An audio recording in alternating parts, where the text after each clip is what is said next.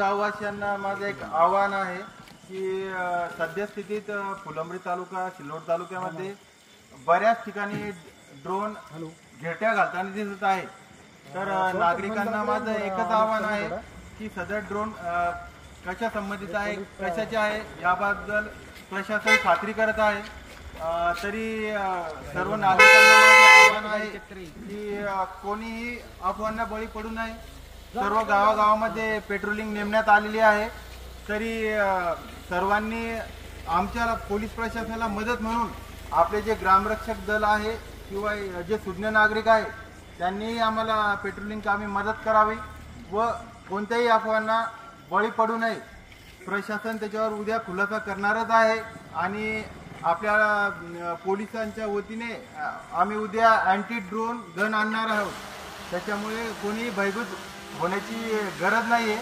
आपण त्याच्यावर योग्य ती कायदेशीर कारवाई करणार आहोत। साहेब तुम्ही